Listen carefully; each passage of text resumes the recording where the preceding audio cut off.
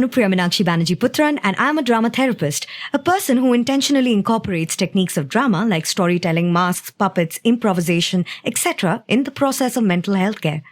One of my favorite ways of working with people across ages and abilities has been through a performance-based medium known as therapeutic theatre. As per the drama therapy program at New York University, therapeutic theatre is the intentional use of performance to address psychological, physical, and social concerns and promote health and well-being. It can support goals such as reminiscence, recovery, rehabilitation, and advocacy. In this, we acknowledge the culturally situated and socially constructed quality of lived experiences. Our experiences become available to exploration and change when understood and expressed through performance. The video essay ahead will offer some essential points to consider if you are a mental health professional building a therapeutic production with your clients. But first, let us start by understanding the difference between theatre and therapeutic theatre. 1. Intention. Theatre is goal-oriented and recreational.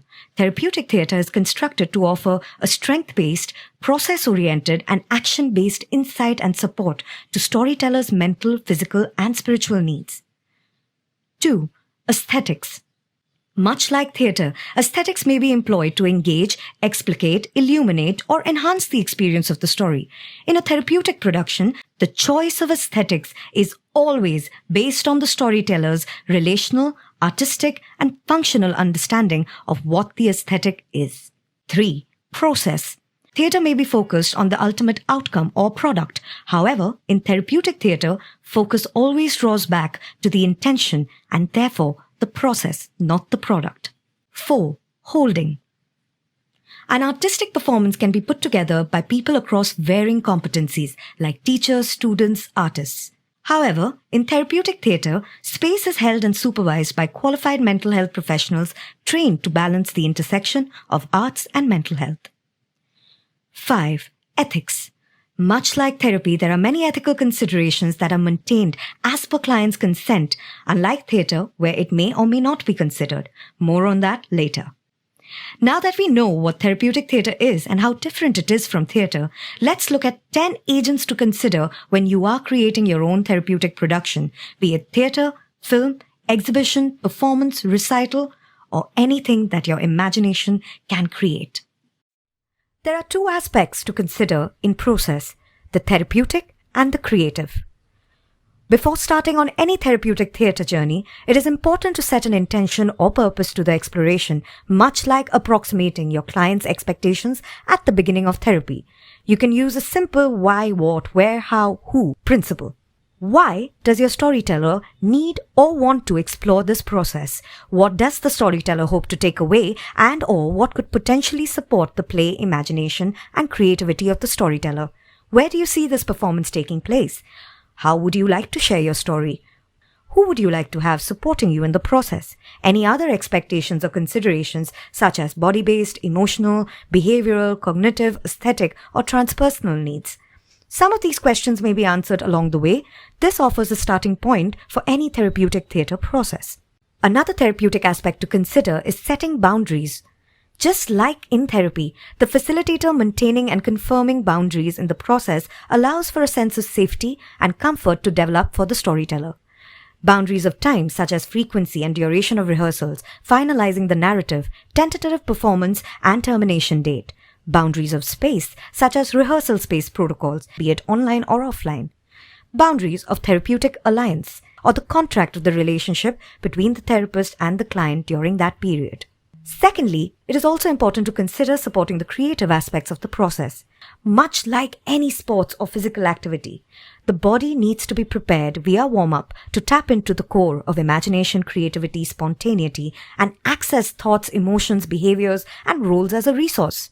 The action phase is where the therapist guides the client to moments of catharsis, recognition, and integration. Closure allows the storyteller to transition from the action space created to their everyday lives. Number 2. Ethics.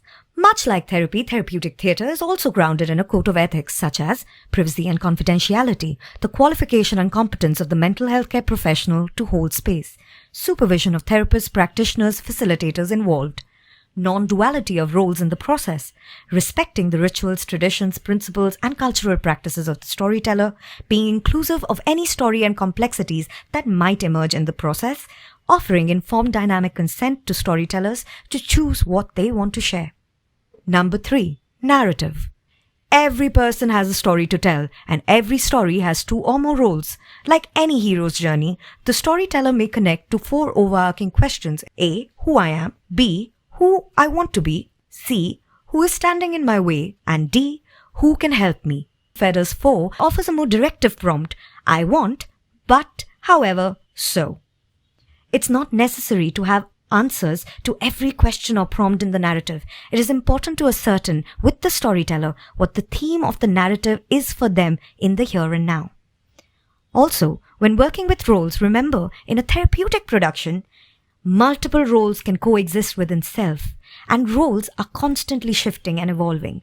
There is no good or bad role. There are roles that are helping you and roles that are harming you. Each role has a function of their own. Roles can be real or fictional.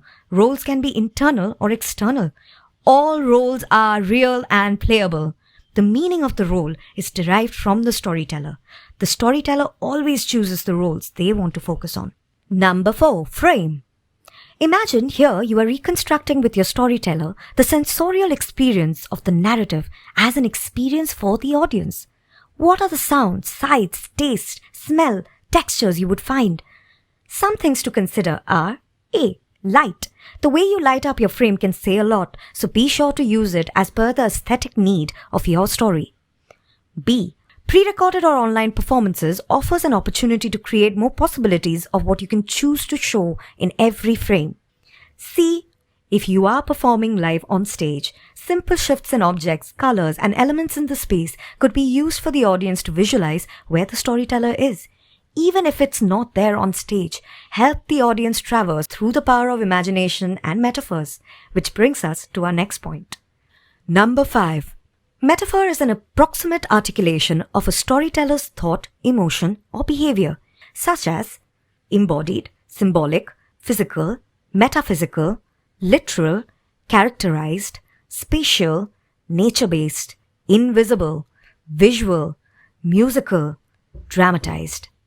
Number 6. Dramatization or presentation style. No matter how you choose to present your narrative, it is important to consider with your storyteller on whether the presentation is going to be 1. Structured, semi-structured, or improvisational; 2. Fictional or reality-based; 3. Concrete or abstract; 4. Adaptation of a previous work or creating an original narrative; 5. Verbal or non-verbal. Number 7. Cast and crew. This is an intimate process, so try to keep the number of people in the cast and crew as much as the narrative or logistics necessitates. Be sure to review all elements of the process, such as intention, boundaries, therapeutic alliance, with the presence of new members. Give the cast and crew enough time to warm up to embodiment and vocalization, learn lines and block movement patterns, find comfort, cohesiveness, and safety with the group, rehearse with cues for light, sound, etc. Number 8. Show day. As you prepare to get ready to present your narrative to an audience, here are a few logistical and performance-based considerations. Logistically speaking, be sure to budget, pre-book your space, and double verify wherever required. Tech checks with the production, light, and music team are very important. Make sure you have someone supporting you to take care of audience, ticket counters, and promotion. Performance-based considerations. As far as the audience goes, pre-decide with your storyteller who they would like their audience to be, such as would it be an open performance, or selected invites only, or within a core community of people. Be sure to warm up and do a tech check before the performance. Typically in any therapeutic production, there will be a talkback or sharing. This is a space where the audience gets a chance to share what resonated with them. This could be done via a talkback between the artist and the audience involved, and/or a creative sharing of themes that connected with the audience. Be sure to cool down and check in post the performance, offering a grounding space that brings back awareness or action to what the body of performers need in the here and now. All performers help in the process of derolling the space. Number 9. Closure. Like in therapy, termination offers a closure for the storyteller to transition from the liminal reality created over the course of the production to their reality. Number 10. Documentation.